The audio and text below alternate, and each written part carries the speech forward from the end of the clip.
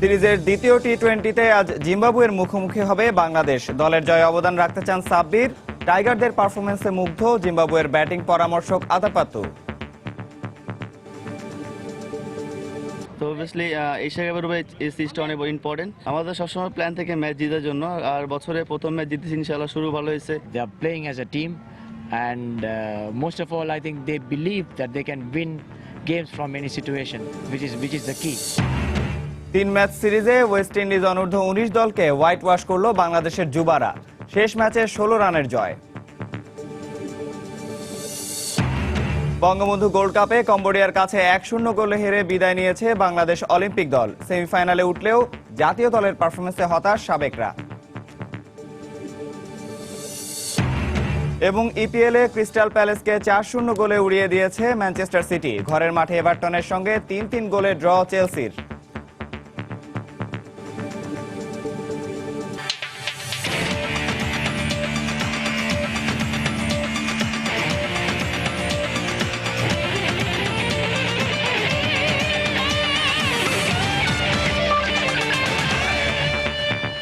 দর্শক, মাঠ ও মাঠের বাইরের খেলাধুলার নানা উত্তাপ ছড়ানোর সবশেষ খবর জানাতেই আমাদের নিয়মিত আয়োজন খেলার সময়। আর এই আয়োজনে আপনাদের সবাইকে স্বাগত জানাচ্ছি আমি নিয়ামতুল্লাহ বাবু। তবে সবার আগে আমরা চলে যাব নারায়ণগঞ্জের হত্যাকাণ্ডের খবরে। শুরুতে নারায়ণগঞ্জের হত্যাকাণ্ডের খবর। নারায়ণগঞ্জে বাবুরাইল এলাকায় একই পরিবারের 5 জনকে গলা কেটে হত্যা করেছে দুর্বৃত্তরা। স্থানীয়রা জানায় শনিবার রাত 9:45টার দিকে যুক্তরাষ্ট্র প্রবাসী ইসমাইল হোসেনের ভাড়া বাড়ির নিচতলা থেকে লাশগুলো উদ্ধার করে পুলিশ।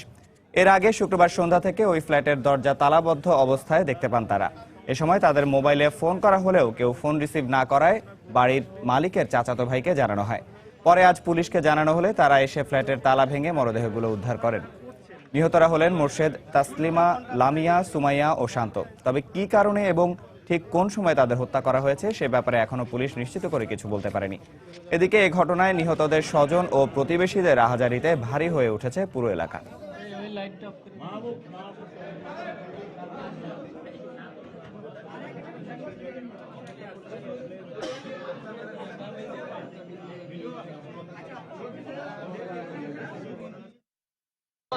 হ্যাঁ, গতকাল রাত 9টা থেকে 9:30 বাজে আমার সাথে ওরা কথা হয়েছে।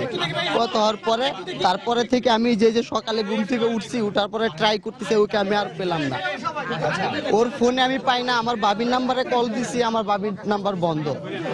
তারপর আমার ওয়াইফের নাম্বারে ফোন দিচ্ছে, ওর নাম্বারে কল হচ্ছে বাট ধরতেছে না।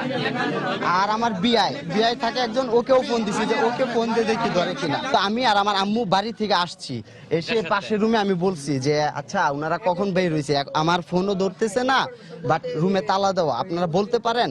উনি বললো যে আমি তো বলতে পারলাম না। ক্রাইম সিন ইউনিট আসবে, ওরা এসে দেখবে, ওরা তথ্য কালেকশন করবে, তদন্তের জন্য যা দরকার সেগুলো নিবে। কি মনে হচ্ছে কখন নাগাদ হতে পারে এটা আমরা এখনো ক্লিয়ার না, তবে মনে হচ্ছে যে দুপুরের পরে আর কি, দুপুর থেকে সন্ধ্যার মধ্যে হবে। দর্শক, এই মুহূর্তে ঘটনাস্থলে আছেন আমাদের রিপোর্টার তানিন মেহেদি। সরাসরি চলে যাচ্ছি সেখানে। তানিন।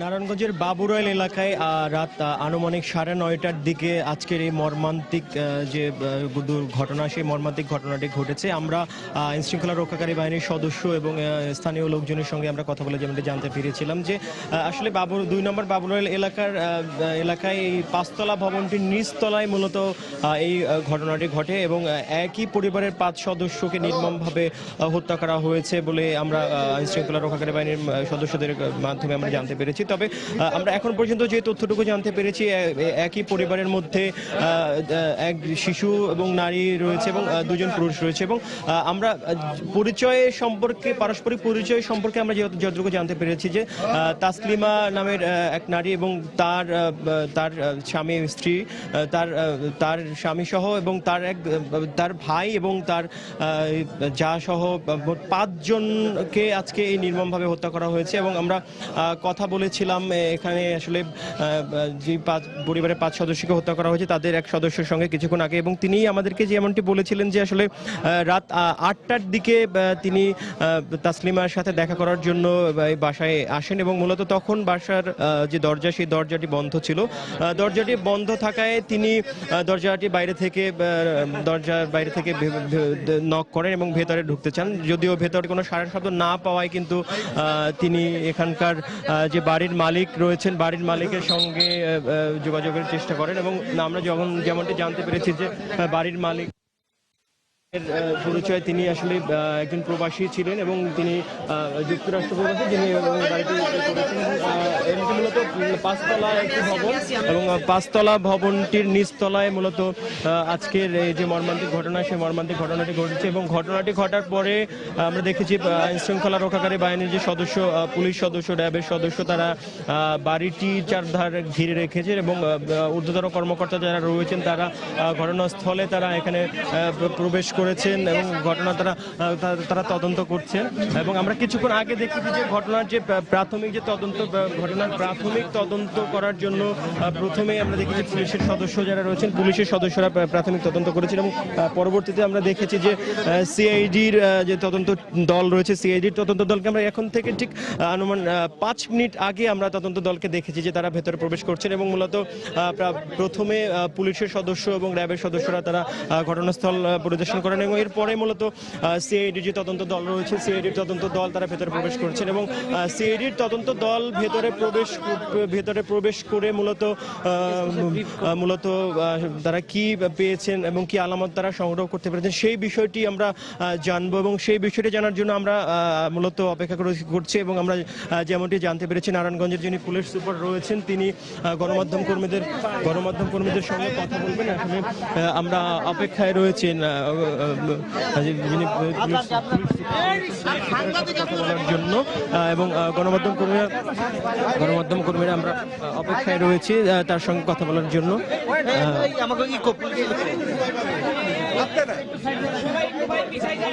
সবাই যেহেতু নারায়ণগঞ্জের পুলিশ সুপার মাহিদুল ইসলাম তিনি গণমাধ্যম কর্মীদের সঙ্গে কথা বলেন। ইতিমধ্যে আমরা দেখতে পাচ্ছি যে তিনি একটি জায়গায় দাঁড়িয়েছেন এবং গণমাধ্যম কর্মীরা সবাই সুশৃঙ্খলভাবে দাঁড়ানোর সঙ্গে সঙ্গে তিনি শৃঙ্খলা রক্ষাকারী বাহিনীর সদস্যদের সঙ্গে কথা বলেন। আজকের যে ঘটনাটি ঘটেছে সেই ঘটনা সম্পর্কে জানাবেন এবং আসলে যেই পরিবারের 5 সদস্যর মরদেহ উদ্ধার করা হয়েছে সেই তাদের যে মর্মান্তিক ঘটনাটি ঘটেছে সেই ঘটনার প্রাথমিক তদন্তে আসলে তারা কতটুকু জানতে পেরেছেন। তো আমরা এই মুহূর্তে মাইক্রোফোনটি নারায়ণগঞ্জের পুলিশ সুপারের সামনে হস্তান্তর করছি। আমরা একটু অপেক্ষা করব তার বক্তব্য শোনার জন্য। এখানে একটু শান্ত হতে হবে, সবাইকে একটু শান্ত হতে হবে। সাইলেন্ট প্লিজ, একটু শান্ত হতে হবে। আচ্ছা, একটি ঘটনা ঘটেছে, আপনারা সবাই দেখেছেন এবং শুনেছেন। এখানে 5টি ডেড বডি আছে, একটা ঘটনা ঘটেছে।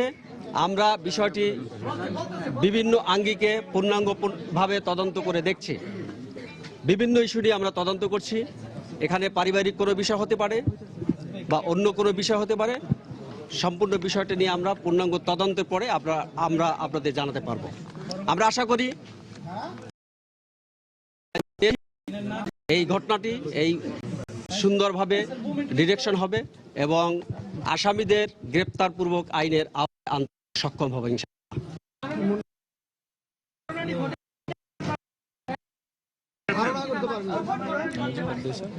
ঘটনাটা বিকালে ঘটেছে, আপনারা দেখেছেন।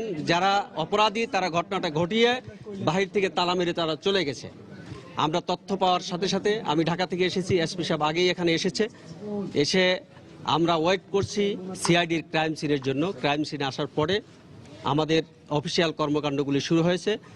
এই জন্য আপনারা বাহিরে কিছুক্ষণ দাঁড়িয়েছিলেন, আমরা সেজন্য আন্তরিকভাবে দুঃখিত। কারণ আপনারা যদি সহযোগিতা না করেন আমরা তদন্তে এগিয়ে যেতে পারবো না। সিআইডির ক্রাইম সিন এখানে প্রয়োজনে ফুটপ্রিন্ট নেবে, ফিঙ্গারপ্রিন্ট নেবে এবং ডেড বডি ছবি নেবে। যত বিষয়গুলি জরুরি সেই বিষয়গুলি সংরক্ষণের জন্য আমরা এতক্ষণ, আপনারা জেনেছেন যে এতক্ষণ আমরা ভিতরে আপনাদের ঢুকতে দেইনি। আপনারা ওই সিআইডির ক্রাইম সিন কাজ করার পরে আপনারা ছবি নেবেন, কোনো অসুবিধা নেই।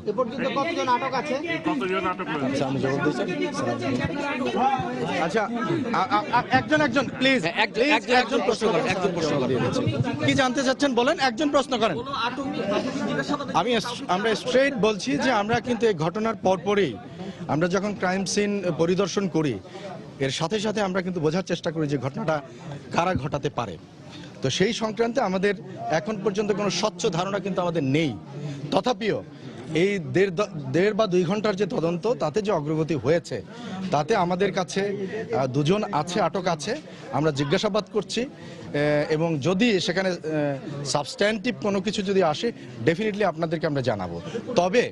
তবে একটি যে বিষয়টি হলো, সেটি হলো প্রাথমিকভাবে আমাদের মনে হয়েছে যে এটি হয়তো পারিবারিক কোনো ধরনের একটা দুর্ভাগ্যজনক ঘটনা, এবং যেটিও আমরা হয়তো কনক্লুশনে আসতে পারবো, আমার মনে হয় আমাদের কয়েকদিন বা কিছুক্ষণ সময় আমাদের প্রয়োজন হবে।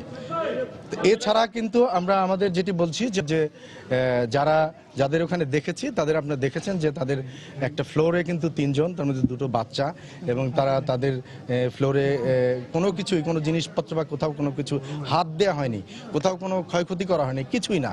কাজেই এটি আমাদের কিছু ইন্ডিকেশন আছে।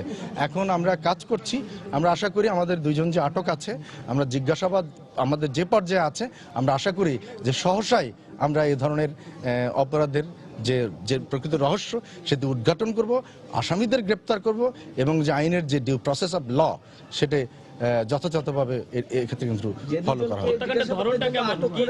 তাদের পরিচয় কি? যতজনকে হত্যা করা হয়েছে, আমি একসাথে যদি প্রস্তুতি করি, যতজনকে হত্যা করা হয়েছে প্রত্যেককে কি একই কায়দায় হত্যা করা হয়েছে কিনা, কোন ধরনের হত্যা করা সেটা আমি আপনাদের বলছি যে এখানে আমরা দুঃখিত। আমরা আগেই বলছি, স্যারও বললেন যে আসলে আমরা আপনাদেরকে ওখানে নিতে পারিনি, তার কারণ ছোট জায়গা, ছোট রুম, ঘিঞ্জি রুম, যদি আপনারা সবাই চলে যেতেন আমাদের আলামতগুলো নষ্ট হয়ে যেত। কিন্তু আমরা বলছি যে একটি রুমের মধ্যে, ফ্লোরের মধ্যে ছোট ক্যাথা, বালিশ, এই জিনিসগুলো পড়ে আছে, আমরা কাউকে টাচ করিনি। যেহেতু যদি এভাবে আমরা আগেই উল্টে দেখি, তাহলে কিন্তু আমাদের তদন্তে অসুবিধা হতে পারে। তবে যেটি আমরা দেখলাম, তার মধ্যে তাদের গায়ে থেতলিয়ে দেওয়া আছে, তারপরে আঘাত করা আছে, স্ট্রাঙ্গুলেশন করা আছে বাচ্চা দুটোকে, মনে হলো এভাবেই একেবারেই এলোমেলোভাবে বোঝা গেল। এবং তাতে প্রাথমিকভাবে যেটি মনে হয়েছে যে এটি যে খুব ম্যাচিউরড অপরাধীদের কাজ, সেরকম মনে হয়নি, কাছাকাছি মনে হয়েছে। তো যাই হোক, এটি আসলে বলা যাবে কিন্তু আমাদের 2 দিন পরে।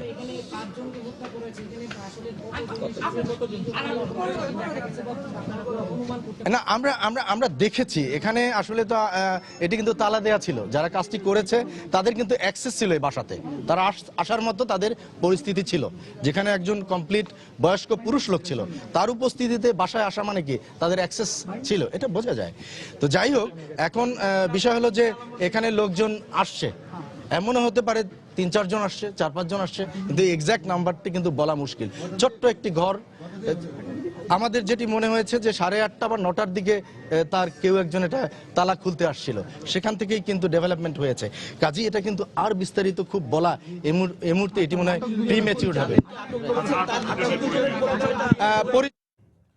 দর্শক, আপনারা জানেন যে নারায়ণগঞ্জে একই পরিবারের 5 জন হত্যাকাণ্ডের যে ঘটনাটি, এবং সেই ঘটনাটি সরজমিনে দেখার পরে নারায়ণগঞ্জের পুলিশ সুপার তিনি কিন্তু জানাচ্ছিলেন বিস্তারিত যে কিভাবে আসলে এই তদন্তটি এগিয়ে নেবেন। তো এবার আমরা চলে যাচ্ছি আমাদের নিয়মিত আয়োজন খেলার সময়। বাংলাদেশ জিম্বাবুয়ে টি-20 সিরিজ নতুন বছরের প্রথম জয় আসন্ন আসরগুলোতে ভালো খেলার অনুপ্রেরণা যোগাবে, পাশাপাশি দলের জয়ের ধারাবাহিকতা অবদান রাখতে চান টাইগার ব্যাটসম্যান সাব্বির রহমান। অন্যদিকে বাংলাদেশের পারফরমেন্সে মুগ্ধ মারাভান আতাপাত্তু ঘুরে দাঁড়াতে চান দ্বিতীয় ম্যাচেই। আবু নাসের স্টেডিয়ামে 2 দলের ম্যাচটি শুরু হবে আগামীকাল বিকেল 3টায়। খুলনা থেকে আবুল বাশারের ক্যামেরায় বিস্তারিত জানাচ্ছেন হুমায়ুন কবির রোজ। কথায় আছে কারো পৌষ মাস, কারো বা সর্বনাশ। তেমনটাই এখন 2 দলের অবস্থান। স্বাগতিক বাংলাদেশ সময়টা বেশ উপভোগ করছে, উল্টো দিকে অতিথি জিম্বাবুয়ে টানা হারের কারণে তিক্ত সময় পার করছে। তবে প্রতিপক্ষের বিপক্ষে লড়াইয়ের বাইরেও বাংলাদেশ দলে আছে অন্যরকম লড়াই। তা হলো আসন্ন 2টি মেগা আসরের আগে দলের টিকে থাকার লড়াই। প্রত্যাশা পূরণ করতে না পারলেও কোচ হাতুরু সিংয়ে আর একবার পরীক্ষার সুযোগ দিতে পারেন শুভাগতকে। সম্ভাবনা আছে উইনিং কম্বিনেশন ভাঙার। অভিষেক হতে পারে বিপিএল এর আবিষ্কার আবু হায়দার রনির। সেক্ষেত্রে কে যাবেন দলের বাইরে, তার জন্য শেষ মুহূর্তের অপেক্ষায় থাকতেই হবে। কিন্তু মাঠের ক্রিকেট যোদ্ধা সাব্বিরের এসবে ভাবনা নেই। দলকে টানা জয়ের ধারায় রেখে বাংলাদেশের ক্রিকেটে নতুন বছরটা আরো রঙিন করতে চান তিনি। আমাদের সবসময় প্ল্যান থেকে ম্যাচ জেতার জন্য, আর বছরে প্রথম ম্যাচ জিতেছি ইনশাআল্লাহ, শুরু ভালো হয়েছে। তো অবভিয়াসলি এশিয়া কাপের উপরে এই সিরিজটা অনেক ইম্পর্টেন্ট। তো আমরা যদি 4টা ম্যাচ জেতার জন্য, নর্মালি আমি 3-এ করবো বা আমি 4-5-এ করবো, এটা কোনো ইয়ে নয়। টিম যখন যেটা চাবে, হয়তো যখন 3-এ যাবে 3-এ ব্যাটিং করবো, বা 5-6 জিততে চায় 5-6 ব্যাটিং করবো, এটা টিমের উপর ডিপেন্ড করে। অন্যদিকে হারের বৃত্তে জিম্বাবুয়ানরা একটা জয়ের খোঁজে ক্রিকেট জ্যোতিষীর কাছে যাবার উপক্রম। তাই 10 দিনের জন্য ব্যাটিং পরামর্শক লঙ্কান আতাপাতুকে উড়িয়ে আনা হয়েছে। কিন্তু বাঘের ডেরায় 1.5 সপ্তাহে তার মন্ত্র কতটুকু কাজে আসবে তা নিয়ে নিজেও সন্দিহান এই Lankan. We are playing a very good side. নিজেদের মাটিতে বাংলাদেশ দল যে কোনো দলকে হারানোর সামর্থ্য রাখে, তাই টাইগারদের বিপক্ষে ইতিবাচক ফলাফল করা চ্যালেঞ্জিং। তারপরও আশা করছি আমার দায়িত্ব নেওয়ার স্বল্প সময়ে ব্যাটিংয়ে উন্নতির ছাপ রাখবো। With other teams too. দু দলের মুখোমুখি লড়াইয়ের পরিসংখ্যান বাংলাদেশের পক্ষে 6 ম্যাচের মধ্যে 4টিতে জিতেছে টাইগাররা। এই সিরিজে নতুন যাদের বাজিয়ে দেখছেন কোচ হাতুরু সিংয়ে, তাদের জন্য এই দ্বিতীয় টি-20 শেষ সুযোগ। আর তারা চাইবে লড়াইয়ের মঞ্চে রক্তের শেষ বিন্দু দিয়ে নিজেদের প্রমাণ করতে, কারণ তারা জিতলেই তো জিতে যাবে বাংলাদেশ। শেখ আবু নাসর স্টেডিয়াম থেকে হুমায়ুন কবির রোজ, সময় সংবাদ, খুলনা। বাংলাদেশ ও জিম্বাবুয়ের মধ্যকার টি-20 সিরিজের মূল লক্ষ্যটা পরীক্ষা নিরীক্ষা করা। সামনে আছে বড় দুটি টি-20 আসর। তাই টি-20তে নিজেকে মেলে ধরার জন্য নতুনদের উপযুক্ত মঞ্চ এই সিরিজ, এমনটাই মনে করেন সাবেক অধিনায়ক খালেদ মাসুদ পাইলট। তিনি আরও জানান, প্রথম টি-20তে বাংলাদেশের জয় ক্রিকেটে দেশের শক্ত পাইপলাইনের প্রতিচ্ছবি। একটা সময় ছিল যখন সাকিব, তামিম, মুশফিকদের বড় রান আর অভিজ্ঞ বোলারদের ভালো বোলিং ফিগার ছাড়া বাংলাদেশের জয় কল্পনাই করা যেত না। গত বছরে রূপ বদলেছে দেশের ক্রিকেটের। মুস্তাফিজদের মতো নবাগতরা যেমন অবদান রাখেন দেশের জয়ে, ঠিক তেমনি আলামিন সাব্বিরাও ঝলসে ওঠে পরিস্থিতি বিচার করে। তাই এই টিম বাংলাদেশ দেশের ঘরোয়া ক্রিকেটারদের শক্তিমত্তার বড় উদাহরণ। সাবেক অধিনায়ক ও উইকেট রক্ষক খালেদ মাসুদ পাইলট জানালেন, ওয়ানডে হোক বা টি-20, আন্তর্জাতিক মঞ্চে খেললে ক্রিকেটারদের মনোবল বাড়ে। 3 বছর 4 বছর আগেও যদি দেখেন, আমার মনে হয় যে সাকিব, তামিম এবং মুশফিকের উপরে বাংলাদেশ টিম দাঁড়ায় থাকতো, যে এই 3টা ব্যাটসম্যানের মধ্যে কেউ রান করলে হয়তো ম্যাচ আমরা ভালো কিছু করব অথবা সম্মানজনক রানে যে পৌঁছাবো। সৌম্য সরকার, এদিকে বোলার আসলো মুস্তাফিজ, তারপরে আসলো সাব্বির রহমান, এই যে ভালো ভালো কিছু ইয়াং প্লেয়ার বেরিয়ে আসছে। তো এই প্লেয়ারগুলো কিন্তু আপনার পুরো টিমটাকে একটা হেলদি করে দিয়েছে। পূর্বে বাংলাদেশ ছিল বাহাতি স্পিনারদের স্বর্গরাজ্য, আর এখন পরিস্থিতি এমন, পেস বোলিং আক্রমণে কাকে বাদ দিয়ে কাকে নেওয়া হবে সেটা নির্ণয় করাই দুষ্কর। অধিনায়ক মাশরাফি, আলামিন, মুস্তাফিজ তো আছেই, তাসকিন রুবেলরা অপেক্ষায় আছেন দলে ফেরার। তাই আবু হায়দার রনিকে শক্ত প্রতিদ্বন্দ্বিতা করে দলে ঢুকতে হবে, এমনটাই মত দিয়েছেন সাবেক এই অধিনায়ক। রনির জায়গাটা আসলে খুব ডিফিকাল্ট, কারণ যে ধরনের বোলারগুলো আছে, আপনি যদি দেখেন দুটো বোলারকে দেখেন, মুস্তাফিজ আনবিলিভেবল, যে নাম্বার 1 এই মুহূর্তে আমি মনে করি যে টি-20 জন্য এই সাবকন্টিনেন্টের বেস্ট বোলার আমার কাছে মনে হয়। তারপরে যদি আপনি দেখেন আলামিন যখন থেকে শুরু করলো রিসেন্টলি, প্রত্যেকটা ম্যাচে সে কিন্তু ধারাবাহিক পারফর্ম করেছে।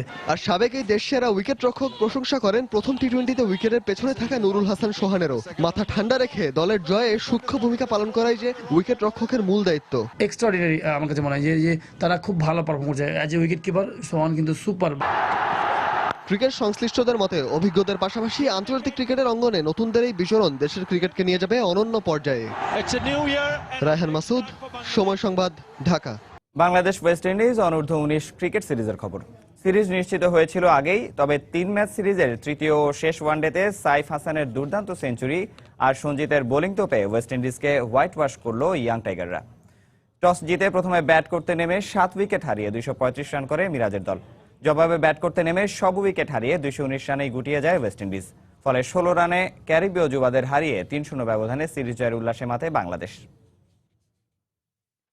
সামনেই ঘরের মাঠে যুব বিশ্বকাপ। ক্রিকেটের এই বড় মঞ্চে নেমে পড়ার আগে প্রস্তুতিটা ভালোভাবে সেরে নিতে চেয়েছিল যুবারা। আগেই নিশ্চিত হয়েছিল সিরিজ, শেষ ম্যাচ জিতলেই হোয়াইট ওয়াশ। প্রস্তুতির সঙ্গে এত বাড়তি পাওনা, তাই শুরু থেকেই সচেতন ছিল সঞ্জিত সাইফরা।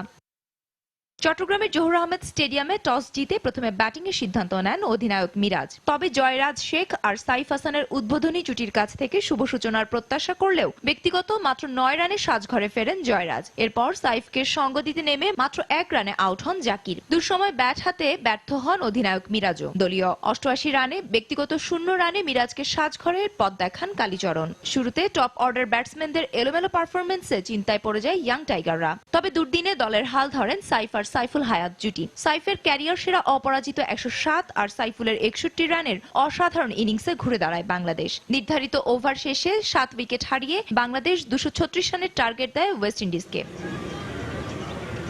জবাবে ব্যাট করতে নেমে শুরুটা বেশ ভালো করে ওয়েস্ট ইন্ডিজ। দলীয় 82 রানের জুটি গড়েন ইমলাক ও পোপ, কিন্তু পোপ 57 ও ইমলাক 38 রান করে আউট হবার পর কিছুটা ভিত করার চেষ্টা করেন কার্টি। শেষ পর্যন্ত কার্টি 42, জন 26 ও গুলি 23 রান করলেও তা জয়ের জন্য যথেষ্ট ছিল না। 219 রানেই ক্যারিবীয় যুবারা গুটিয়ে গেলে হোয়াইট ওয়াশের আনন্দ নিয়ে মাঠ ছাড়ে মিরাজের দল। স্বাগতিকদের হয়ে সঞ্জিত একাই নেন 5 উইকেট। সিরিজ সেরা হয়েছেন সাইফ, আর 5 উইকেট শিকারী সঞ্জিত শাহ হয়েছেন ম্যাচ সেরা। ফাহমিদা শম্পা, সময় সংবাদ। অনূর্ধ্ব-19 বিশ্বকাপকে সামনে রেখে মিরপুর আর চট্টগ্রামের জহুর আহমেদ চৌধুরী স্টেডিয়ামে নতুন করে বসানো হচ্ছে 9000-এরও বেশি চেয়ার। যুব ও ক্রীড়া মন্ত্রণালয়, জাতীয় ক্রীড়া পরিষদ আর বিসিবির উদ্যোগে বসানো হচ্ছে এই নতুন আসনগুলো।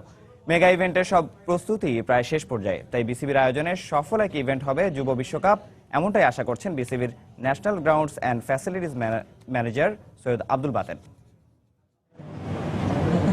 গ্র্যান্ডস্ট্যান্ড সহ মিরপুরের গ্যালারির চেয়ারগুলোর এমন বেহাল দশা অনেক দিন থেকেই। জাতীয় দল যখন খুলনা আর অনূর্ধ্ব-19 দলের ক্রিকেটাররা চট্টগ্রামে ব্যস্ত, তখন মিরপুর শেরে বাংলায় গ্রাউন্ডসম্যানরা ব্যস্ত গ্যালারির চেয়ার বদলাতে। যুব বিশ্বকাপকে সামনে রেখে ঢেলে সাজানো হচ্ছে নির্দিষ্ট ভেন্যুগুলো। মিরপুরে প্রায় 7000 আর চট্টগ্রাম জহুর আহমেদ চৌধুরী স্টেডিয়ামে ভাঙা চেয়ারগুলো বদলে নতুন করে বসানো হচ্ছে আরো 2100 চেয়ার। যুব ক্রীড়া মন্ত্রণালয়, জাতীয় ক্রীড়া পরিষদ আর বিসিবির উদ্যোগে বসানো হচ্ছে এই আসনগুলো। গ্র্যান্ড স্ট্যান্ডে যে ভিআইপি চেয়ারগুলো 225টা চেয়ার সম্পূর্ণ নতুনভাবে লাগানো হবে। তারপর আপনার গ্যালারিতে প্রায় 2300 চেয়ার, যেটা নাকি সিট চেয়ার, এগুলো চেঞ্জ করা হবে। তারপর ক্লাব হাউস আপনার দেখেন যেটা ফোল্ডিং, অটোমেটিক ফোল্ডিং হয়ে যায় যে চেয়ারগুলো, প্রায় 5200 চেয়ার ক্লাব হাউসের চেঞ্জ করা হবে। প্রায় 17 কোটি টাকার বাজেট ধরা হয়েছে ভেন্যুগুলোর সংস্কার আর উন্নয়ন কাজে। কক্সবাজারে নতুন dressing room, security fencing, security light, electric wire, আসবাব পরিবর্তন সহ করা হচ্ছে আরো অনেক কিছু। 25 জানুয়ারির মধ্যেই সব কাজ শেষ হবে বলে আশা করা হচ্ছে। অলমোস্ট মেজর কাজগুলো প্রায় 90% শেষ হওয়ার পথে। আর চেয়ারগুলো যেহেতু আপনি জানেন 100% আমাদেরকে বাইরে থেকে আনতে হয়, তো সেই কারণে ঠিকাদার অলরেডি চেয়ারগুলো দেশে এসে গেছে, তো কাজও শুরু হয়ে গেছে। আমরা আশা করছি 20 থেকে 25 তারিখের ভিতরে ইনশাআল্লাহ শেষ হয়ে যাবে কাজ। যুব বিশ্বকাপকে সফল করতে সব প্রস্তুতি প্রায় শেষ পর্যায়ে, তাই যুব বিশ্বকাপ হবে সফল এক ইভেন্ট, এমন প্রত্যাশা বিসিবির। এই মেগা ইভেন্টটি সফলভাবে বিসিবি করতে পারবে বলে আমি আশা প্রকাশ করছি। নাসির সুলতান, সময় সংবাদ, ঢাকা। বঙ্গবন্ধু গোল্ড কাপের খবর। হতাশা নিয়েই বঙ্গবন্ধু গোল্ড কাপের আসর থেকে বিদায় নিতে হলো বাংলাদেশ অনূর্ধ্ব-23 ফুটবল দলকে। শনিবার বি গ্রুপে নিয়ম রক্ষার ম্যাচে কম্বোডিয়ার কাছে 0-1 গোলে হেরেছে গঞ্জালো মরেনোর শিষ্যরা। ম্যাচের 71 মিনিটে কম্বোডিয়ার পক্ষে জয় সুযোগ গোলটি করেন ডিনাটিট, আর সেই গোলের সুবাদে বঙ্গবন্ধু গোল্ড কাপে প্রথম জয় পায় কম্বোডিয়া। ম্যাচের আগেই যেন সবকিছু খুইয়ে বসেছে বাংলাদেশের যুবারা, তা হবেই বা না কেন। আগের ম্যাচেই যে মালদ্বীপ ও বাহরাইনের ম্যাচ ড্র হওয়ায় বি গ্রুপ থেকে ওই দুদল সেমিফাইনাল নিশ্চিত করায় আসরে দর্শকে পরিণত হয়েছে বাংলাদেশ অনূর্ধ্ব-23 ফুটবল দল। সেই হতাশার ছাপ মাঠের খেলাতেই ফুটিয়ে তুলল রেজাউল মাসুক মিয়া জনিরা। নিষ্প্রাণ ম্যাচে বেশ কয়েকবার কম্বোডিয়ার রক্ষণ দুর্গে আতঙ্ক ছড়ালেও গোল আদায় করতে পারেনি গঞ্জালো মরেনোর শিষ্যরা। 33 মিনিটে দারুণ একটি সংঘবদ্ধ আক্রমণে অতিথিদের কাঁপিয়ে দিয়েও শেষ পর্যন্ত ব্যর্থতার বৃত্তে বন্দী বাংলার যুবারা। 36 মিনিটে সজীবের ক্রস থেকে পাওয়া বলকে গোলের ঠিকানায় পৌঁছে দিতে পারেননি দলের নির্ভরযোগ্য মিডফিল্ডার মাসুক মিয়া জনি। এরপর 40 মিনিটে কম্বোডিয়ার গোলরক্ষককে একা পেয়েও সিফাতের পাসকে অনেকটাই দৃষ্টিকটুভাবে রিসিভ করতে ব্যর্থ হন স্ট্রাইকার সজীব। প্রথমার্ধের পর দ্বিতীয়ার্ধে যেন আরো অগোছালো রুবেল তকলিসরা। সেই ফাঁকে ম্যাচের 48 মিনিটে গোলের দুর্দান্ত সুযোগ তৈরি করে কম্বোডিয়া। তবে স্ট্রাইকারদের ব্যর্থতায় প্রাপ্ত কর্নারকে জালের ঠিকানা পাইয়ে দিতে ব্যর্থ হন কম্বোডিয়ার স্ট্রাইকাররা। এরপর 54 মিনিটে অতিথিদের ডিফেন্ডার তোলালু পুরোপুরি একক প্রচেষ্টায় বাংলাদেশের 3 জন ফুটবলারকে কাটিয়ে দারুণ একটি সুযোগ তৈরি করলো। গোলরক্ষক জিয়ার নৈপুণ্যে ভুন্ডুর হয়ে যায় তা। দারুণভাবে কিন্তু কাটিয়েছেন শেষ পর্যন্ত। তবে ম্যাচের সেরা সুযোগটি বাংলাদেশের জন্য আসে 63 মিনিটে। কেষ্ট কুমারের থ্রো মাসুক মিয়া জনির পা হয়ে আসে সজীবের কাছে, আর সজীবের সেই শট বারে লেগে বাইরে চলে গেলে আবারও হাপিত্তেশ ওঠে স্বাগতিক সমর্থকদের মাঝে। সাকুর কি বলবে? শেষ দিকে অবশ্য ঝিমিয়ে পড়া ম্যাচে কিছুটা হলেও প্রাণের সঞ্চার করে কম্বোডিয়ান ফুটবলাররা। বাংলাদেশ অনূর্ধ্ব-23 দলের অরক্ষিত রক্ষণ দুর্গের ফাঁক গোলে ভ্যান্ডেসনের বাড়িয়ে দেওয়া বলকে কাজে লাগিয়ে টিয়ে হুনলির সমর্থকদের লিড উপহার দেন ডিনাটিট। ম্যাচের বয়স তখন 71 মিনিট। জার্মানির কিছুই করা ছিল না, চমৎকার। ব্যাস ওটুকুই। ম্যাচের বাকিটা সময় দু দলের বিরক্তিকর ফুটবলের প্রদর্শনীতে দর্শকদের আক্ষেপ ছাড়া আর কিছুই দেখা যায়নি। শেষ পর্যন্ত বাংলাদেশ যুব দলকে একমাত্র গোলে হারিয়ে বঙ্গবন্ধু কাপে সান্ত্বনার জয় নিয়ে মাঠ ছাড়ে অতিথি কম্বোডিয়া। বাংলাদেশ অলিম্পিক। সজল মিত্র, রিচার্ড, সময় সংবাদ, ঢাকা। তারা থাকলো। খেলার সময় আরো যা দেখবেন, জোহানেসবার্গে একদিন হাতে রেখে দক্ষিণ আফ্রিকাকে 7 উইকেটে হারিয়ে সিরিজ নিশ্চিত করেছে ইংল্যান্ড। রোববার সিরিজের দ্বিতীয় টি-20তে পাকিস্তানের মুখোমুখি হবে নিউজিল্যান্ড। এদিকে সেমিফাইনালে উঠলেও বঙ্গবন্ধু গোল্ড কাপে বাংলাদেশ জাতীয় দলের পারফরমেন্সে সন্তুষ্ট নন দেশের ফুটবল বিশ্লেষকরা। টুর্নামেন্টে অংশগ্রহণকারী দলগুলোর মান নিয়েও প্রশ্ন তোলেন তারা। সেই সঙ্গে বঙ্গবন্ধু গোল্ড কাপকে বিশ্বমানের টুর্নামেন্ট হিসেবে প্রতিষ্ঠিত করার যে বুলিয়া উড়াচ্ছে বাফুফে, এবারের আসরের আয়োজন দেখে তা নিয়েও সংশয়ের কথা জানান ফুটবল বোদ্ধারা। চেনা মাঠ, চেনা দর্শক আর সাফের ব্যর্থতার পর নিজেদের খুঁজে পাওয়ার তাগিদ। বঙ্গবন্ধু গোল্ড কাপে বাংলাদেশ জাতীয় দলের ভালো খেলার জন্য সব রকমের অনুপ্রেরণাই যেন ছিল। ফুটবল বিশ্লেষকদের মতে কাগজ কলমের বিচারে অপ্রতিরোধ্য কোনো প্রতিপক্ষ ছিল না মামুনুলদের সামনে। তারপরও গ্রুপ এতে শ্রীলঙ্কা, মালয়েশিয়া আর নেপালের খর্গশক্তি দলের বিপক্ষেও যেন ঠিক খোলস ছেড়ে বেরোতে পারেনি মারুফুলের শিষ্যরা। 1 জয় আর 2 ড্রয়ে সেমিফাইনালে ওঠাটা তাই ঠিক যেন ফুটবল বোদ্ধাদের মনের মতো হলো না। একমাত্র আমার তো মনে হয় মালদ্বীপ ছাড়া পূর্ণ শক্তির জাতীয় কোনো দলই আসে নাই।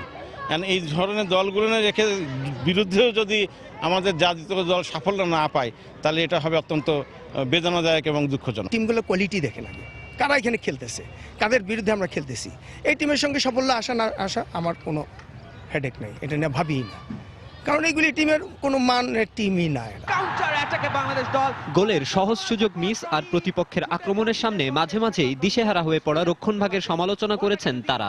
পাশাপাশি রাতারাতি দলের এই চেহারা বদল সম্ভব নয় বলেও মনে করেন সাবেকরা। কৌশলগত সমস্যা আছে যেগুলো রাতারাতি সমাধান করা সম্ভব না। ডিফেন্সকে যে একটা দলবদ্ধ একতাবদ্ধ করে আত্মরক্ষা করার যে একটা কৌশল, সেই কৌশলটাকে আরো উন্নতি করতে হবে। ফুটবলকে তুলে নিয়ে যাইতে হইলে এই মাথায় পানি দিলে চলবে না, মাথায় তেল পানি সব দেওয়া হচ্ছে, কিছু সময় নিতে হবে, তারপর ওনাদেরকে নিচে যেতে হবে, গ্রাসরুটে যেতে হবে।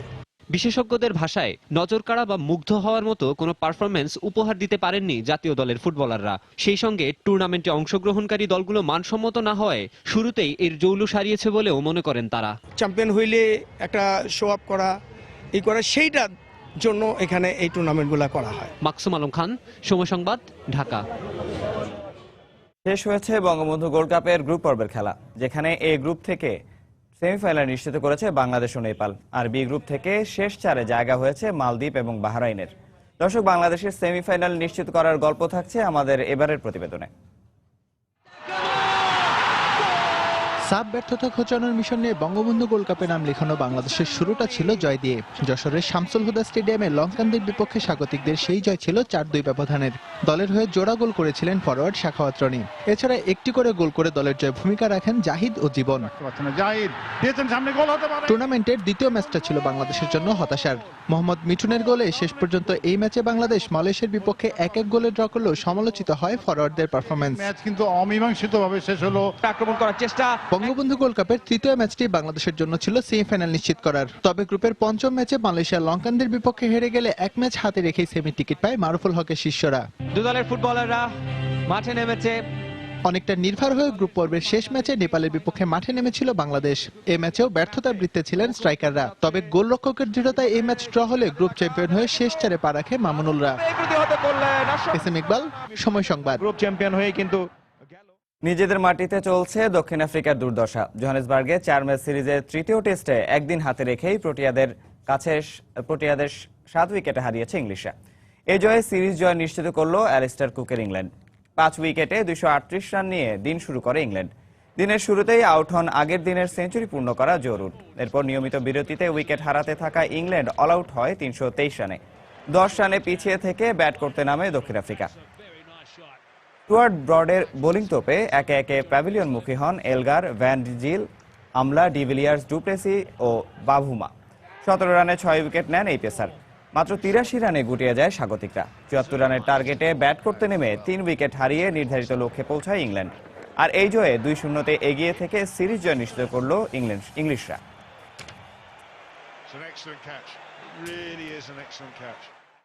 রোববার সিরিজের দ্বিতীয় টি-20তে মুখোমুখি হবে পাকিস্তান ও নিউজিল্যান্ড। হ্যামিল্টনে ম্যাচটি শুরু হবে বাংলাদেশ সময় দুপুর 12টায়।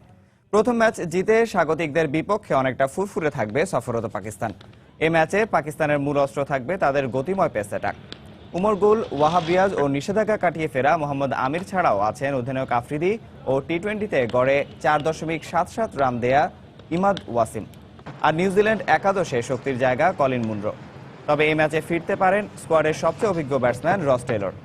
তবে একাদশে থাকবেন না pacer Tim Southee. English Premier লিগের খবর। ঘরের মাঠে ম্যানচেস্টার সিটির জয়ের দিনে ড্র করেছে লিগের বর্তমান চ্যাম্পিয়ন চেলসি। ইতিহাস স্টেডিয়ামে ক্রিস্টাল প্যালেসের বিপক্ষে 4-0 গোলের জয় পেয়েছে সিটিজেনরা। অন্যদিকে স্ট্যামফোর্ড ব্রিজে এভারটনের সঙ্গে 3-3 গোলে ড্র করেছে ব্লুজরা।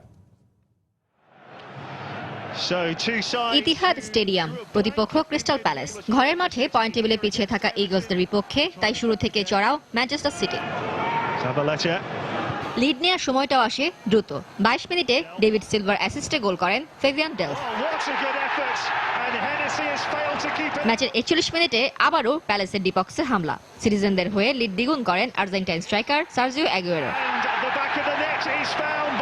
বিরতির পর ফিরে ম্যাচের 68 মিনিটে সেই অ্যাগুয়েরোই ব্যবধান বাড়ান স্বাগতিকদের হয়ে। 84 মিনিটে সিলভার গোলে এক হালি গোলের কোটা পূরণ করে স্বাগতিকরা। এরপর ম্যাচে আর কোনো গোল না হওয়ায় বড় ব্যবধানের জয় নিয়ে মাঠ ছাড়ে পেলেগ্রিনির দল। আরেক ম্যাচে স্ট্যামফোর্ড ব্রিজে চেলসি মুখোমুখি হয় পয়েন্ট টেবিলে এগিয়ে থাকা এভারটনের। কিন্তু ঘরের মাঠ হলেও প্রথমার্ধে অতিথিদের শক্ত রক্ষণভাগে ফাটল ধরাতে পারেনি ব্লুজরা। বিরতির পর ফিরে ম্যাচের 50 মিনিটে জন ডেরের আত্মঘাতী গোলে এগিয়ে যায় এভারটন। এর 6 মিনিট পরে কেভিন মিরালাসের গোলে লিড দ্বিগুণ করে টফিসরা। এরপর গোল পরিশোধে যেন পাগল হয়ে ওঠে চেলসিও। 64 মিনিটে দিয়েগো কস্তার গোলে ব্যবধান কমায় স্বাগতিকরা। এর 2 মিনিট পরে চেলসির হয়ে ম্যাচে সমতা ফেরান সেস্ক ফেব্রিগাস। কিন্তু ম্যাচে যোগ করা। রোববার ইংলিশ প্রিমিয়ার লিগের সবচেয়ে আকর্ষণীয় লড়াইয়ে মুখোমুখি হবে লিভারপুল ও ম্যানচেস্টার ইউনাইটেড। লিভারপুলের মাঠ অ্যানফিল্ডে ম্যাচটি শুরু হবে রাত 8:05। অন্যদিকে দিনের আরেক ম্যাচে রাত 10:15 স্টোক সিটির প্রতিপক্ষ লিগ লিডার আর্সেনাল। লিভারপুল বনাম ম্যানচেস্টার ইউনাইটেড, ইংলিশ ফুটবলের ঐতিহ্যের দ্বৈরথ। ময়দানটা ইংল্যান্ড হোক কিংবা ইউরোপ, ইংলিশ ফুটবল ইতিহাসের সবচেয়ে সফল দল তারা। তারই রেশ বহু বছর ধরে জড়িয়ে আছে দু দলের সমর্থকদের মধ্যে। তাই তাদের ফুটবল লড়াইটা যুদ্ধের আবহ তৈরি করে মার্সিসাইড ও ম্যানচেস্টার জুড়ে। তবে এবারের লড়াইটা একটু ভিন্ন। যুদ্ধের প্রধান কুশলীতে এসেছে পরিবর্তন। প্রথমবারের মতো ম্যানচেস্টার ইউনাইটেড মুখোমুখি হবে ইউর্গেন ক্লপের লিভারপুলের। আর দু দলের ভেতরকার বর্তমান পরিস্থিতি খুব একটা ভালো নয়। এটি পরিণত হয়েছে প্রিমিয়ার লিগ তালিকার 6 ও 9 নম্বর দলের লড়াইয়ে। লিভারপুলের বিপক্ষে শেষ 8 দেখায় 6টি জয় রেড ডেভিলদের, তার মধ্যে 2টি এনফিল্ডেই। তাই মানসিকভাবে খানিকটা এগিয়ে থাকবে লুই ফন হাল শিষ্যরা। আর ইউনাইটেড অধিনায়ক ওয়েন রুনি মাঠে নামবেন একটি মাইল ফলককে সামনে রেখে। আর 1 গোল করলেই কোনো ইংলিশ ক্লাবের হয়ে সর্বোচ্চ গোলের রেকর্ডটা নিজের নামে লেখাবেন ওয়াজ্জা। অন্যদিকে ব্রিটানিয়া স্টেডিয়ামে স্বাগতিক স্টোক সিটির মুখোমুখি হবে টেবিল টপার আর্সেনাল। এই স্টেডিয়ামে গানারদের রেকর্ডটা খুব একটা আশাব্যঞ্জক না বস ওয়েঙ্গারের জন্য। শেষ 5 ম্যাচে যে জিততে পারেনি আর্সেনাল, 2টি ড্র আর হার 3টিতে। তবে আর্সেনাল সমর্থকদের জন্য আছে সুখবর। এই ম্যাচে মাঠে নামতে পারেন ইনজুরি কাটিয়ে ফেরা চিলিয়ান ফরওয়ার্ড অ্যালেক্সিস সানচেজ। অন্যদিকে পটার্সদের জন্য দুঃসংবাদ, হ্যামস্ট্রিং ইনজুরি যে এখনো কাটিয়ে উঠতে পারেননি স্টোক সিটির সুইস তারকা জেরদেন শাকিরি। রায়হান মাসুদ, সময় সংবাদ। স্প্যানিশ লা লিগার খবর। হাই ভোল্টেজ ম্যাচে রাতে মাঠে নামছে সব স্প্যানিশ জায়ান্ট। রোববার রাত 9টায় স্পোর্টিং গিজনের মুখোমুখি হবে রিয়াল মাদ্রিদ। আরেক ম্যাচে রাত 12:15 লাস পালমাসের বিপক্ষে মাঠে নামবে অ্যাটলেটিকো মাদ্রিদ। এদিকে রাত 1:30 বার্সেলোনার প্রতিপক্ষ অ্যাটলেটিকো বিলবাও। একই রাতে পয়েন্ট টেবিলে শীর্ষ 3-এর লড়াই, মর্যাদা ও এগিয়ে যাবার লড়াইয়ে মাঠে নামছে অল স্প্যানিশ জায়ান্ট। ঘাড়ে নিঃশ্বাস ফেলার ব্যবধানে এক দল আরেক দল থেকে এগিয়ে। পা হড়কে গেলেই খোয়াতে হবে গুরুত্বপূর্ণ পয়েন্ট। জিদানের অধীনে ফুরফুরে মেজাজেই ঘরের মাঠ সান্তিয়াগো বার্নাবু স্টেডিয়ামে দ্বিতীয় ম্যাচ খেলতে নামবে রিয়াল মাদ্রিদ। পরিসংখ্যানও দিচ্ছে সুখবর। প্রতিপক্ষ স্পোর্টিং গিজনের বিপক্ষে শেষ 13 ম্যাচে 1 হার লস ব্লাঙ্কোসদের। রিয়ালের ঘরে নেই কোনো ইনজুরি সমস্যা। টেবিলের 18 ঘরে থাকা গিজনের বিপক্ষে তাই নিশ্চিত ফেভারিট রোনালদো বেনজেমারা। আরেক ম্যাচে লস পালমাসের মাঠে আতিথ্য নেবে টেবিল টপার অ্যাটলেটিকো মাদ্রিদ। শেষ 3 দেখায় দিয়েগো সিমোনের দলের বিপক্ষে জয়শূন্য লাস পালমাস। যদিও এ মৌসুমে সর্বশেষ 3 ম্যাচে অপরাজিত স্বাগতিক দল। ইনজুরিতে ভোগায় এ ম্যাচে রোজি ব্লাঙ্কোসরা পাচ্ছেন না পোস্টার বয় তোরেসকে। তবে টেবিলের 16 নম্বরে থাকা লাস পালমাসের মাঠে শক্তিমত্তা এগিয়ে থেকেই খেলবে সিমোনের শিষ্যরা। এদিকে ঘরের মাঠ ন্যু ক্যাম্পে শেষ 11 খেলায় হারেনি টেবিলের দ্বিতীয় স্থানে থাকা বার্সেলোনা। এই রেকর্ড নিয়েই টেবিলে 8 নম্বরে থাকা অ্যাথলেটিক ক্লাবের ঘরের মাঠে আতিথ্য নেবে লুই এনরিকের শিষ্যরা। সবশেষ 5 দেখায় বার্সার বিপক্ষে 14 পয়েন্টে পিছিয়ে থাকা অ্যাথলেটিক ক্লাবের অর্জন বলতে 1 ম্যাচে ড্র।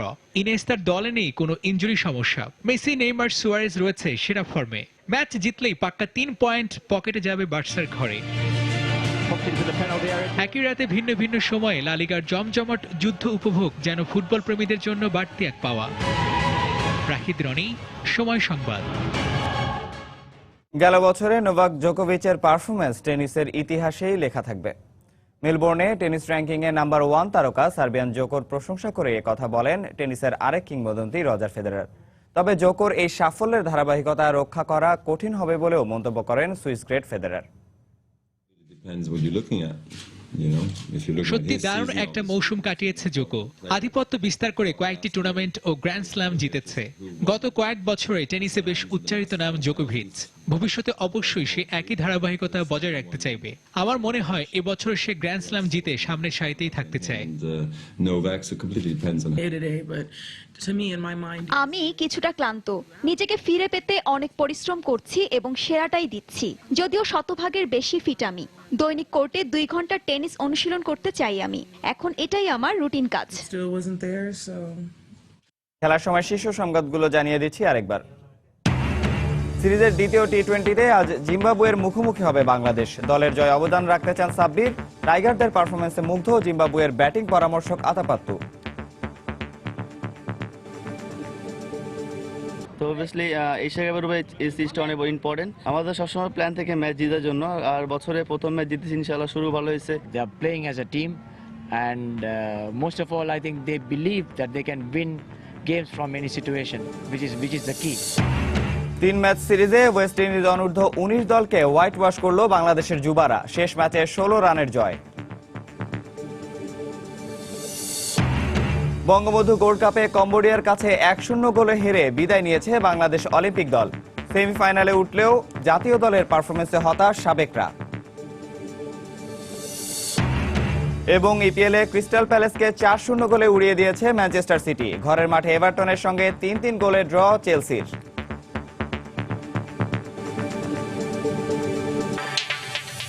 দর্শক, এই ছিল খেলার সময়ের এখনকার আয়োজন। যে কোনো খবর পেতে ভিজিট করুন সময়নিউজ.tv। আর খেলার জগতের সব খবর, সর্বশেষ খবর জানতে সঙ্গে থাকুন সময়।